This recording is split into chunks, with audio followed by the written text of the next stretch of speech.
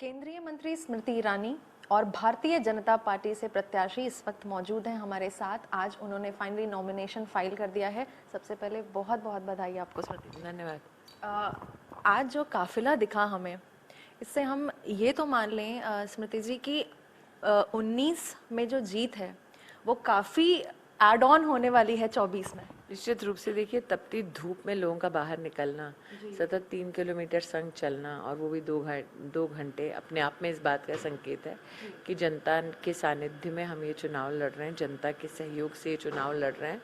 और मोदी जी ने जो विकास के काम किए, उन कार्यों को देखते हुए आज की जो भीड़ उमड़ी है वो उसका संकेत दे रही है कि पुनः अमेठी में कमल का फूल खिलेगा।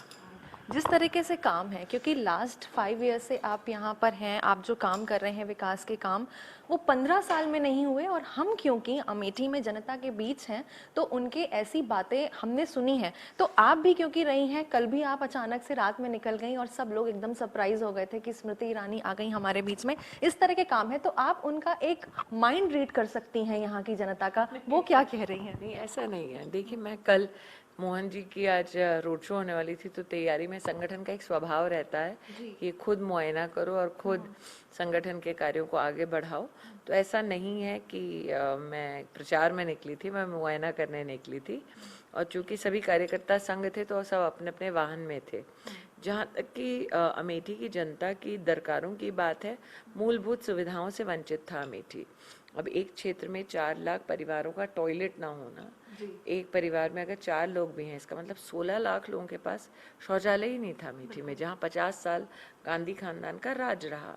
तो मेरे लिए पहले के 5 साल मूलभूत सुविधाएं देने का 5 साल थे, और उसमें से 2 साल तो कोरोना रहे। तो 2 सालों में आप अगर देखें मेरा इतिहास, तो मैं यहाँ पर गांव-गांव घूमी भी थी जब मौत मंडरा रही थी। तो लोगों का ये कहना है कि दीदी कम से कम आप थी, तो अगर राहुल जी होते तो ना आते, ना हमको मुफ्त का अनाज मिलता, ना मुफ्त की वैक्सीन संभव हो पाती। वैक्सीन ही हिंदुस्तान में संभव नहीं हो पाती क्योंकि उनका रुझान विदेशी वैक्सीन के प्रति था। लगातार लोग कह रहे हैं कि गांधी परिवार की परंपरागत सीट है, उनका घर है। तो हमारा एक सवाल ये भी उनसे था कि अगर घर है तो घर में मौजूदगी तो होनी जाहिर सी बात है, लेकिन जिस तरीके से आपको एक पॉजिटिव रिस्पांस मिला 2014 की अगर हम बात करें तो आप कांग्रेस पे सवाल करती थी, लेकिन इस बार आप जवाबदेही थी। तो रिपोर्ट कार्ड बहुत ही लंबा है। लगातार मैं चाहती हूँ कि जो भी कांग्रेस का प्रत्याशी आए वो चुने कौन से चैनल पे उनको मुझसे जवाब चाहिए, वो चैनल चुने, वो रिपोर्टर भी चुन लें, मैं आ जाऊँगी। तो चैलेंज बिल्कुल दे रही हैं यहाँ पर स्मृति ईरानी। आप जिस तरीके से लखपति दीदी की बात कर रही हैं, शुरुआत हुई और काफ़ी महिलाओं को इन्होंने जोड़ा। अब अमेठी की महिलाओं को देख रही हैं आप, यहाँ पर भी जो एक तादाद है वो बढ़ रही है। कैसा रिस्पांस मिल रहा है और आगे आपको क्या लगता है ये कहाँ तक जाएगा? आज आपने देखा कि हर वर्ग की महिला थी, हर धर्म की महिला थी, और जो सारे विकास के काम मैंने गिनवाए आपको, उसका सबसे बड़ा जो इम्पैक्ट होता है वो घर में, परिवार में एक महिला पे ही होता है। इसलिए मैं पूर्ण रूप से संतुष्ट हूँ कि हमने जो जो जनता से वादा किया वो हमने पूरा किया।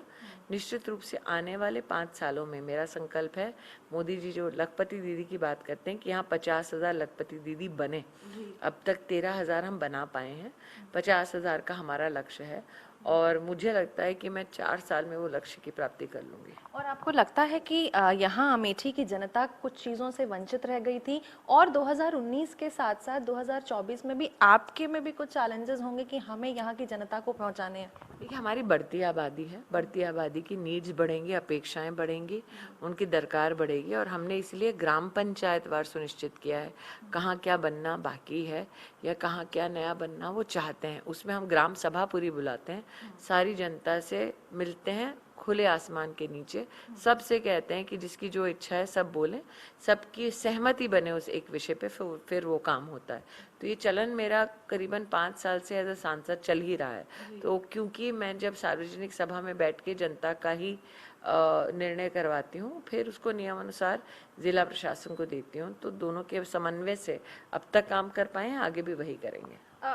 आरक्षण के मुद्दे उठते हैं, ये कहा जाता है विरासत प्रॉपर्टी, विरासत टैक्स की बातें होती हैं। क्या लगता है आपको ये जेन्युइन मुद्दे हैं जिससे जनता वाकई में? कांग्रेस की एक हिस्ट्री रही है, एक इतिहास रहा है लूटने का। पहले जनता की तिजोरी लूट रहे थे, अब जनता की सीधे जेब पे नजर है।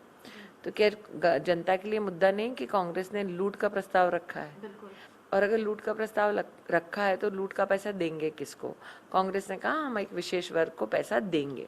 तो क्या ये जनता के लिए चिंता का विषय नहीं है कि जहां जहां अभी वर्तमान में कांग्रेस की प्रदेश की सरकारें हैं वहां जनता का क्या हश्र हो रहा है? कर्नाटक में पिछड़ों का आरक्षण उठा के उन्होंने दे दिया है मुस्लिम समाज को, लेकिन मुस्लिम को पिछड़ा बना दिया है, पूरी की पूरी मुस्लिम कौम को पिछड़ा बना दिया है। अगर आपने कुरान पढ़ी हो कभी, उसमें कोई कास्ट लिखे नहीं है, तो इसका मतलब आप कुरान का भी अपमान कर रहे हो। हिंदू में जो ओबीसी हैं उनके आरक्षण का भी हनन कर रहे हो। तो ऐसे में ये एक्सपेक्ट करना कि अरे हम कर रहे हैं लेकिन तुम बोलो मत, आक्रोशित मत, हुई कैसे संभव है? एक आखिरी सवाल स्मृति आपसे मेरा ये है कि लास्ट 2 फेजेस में परसेंटेज थोड़ा सा कम रहा और ये कम परसेंटेज पॉजिटिव नेगेटिव दोनों के उससे देखा जा सकता है। तो थर्ड फेज में आप जनता से क्या अपील करना चाहेंगी? ठीक है, गर्मी है, सब कुछ है। मैं वही कहूंगी जो आपके यहाँ पे खबर के नीचे लिखा है, सबसे पहले देश। तो अगर आपके लिए सबसे पहले देश है, जाकर वोट कीजिए।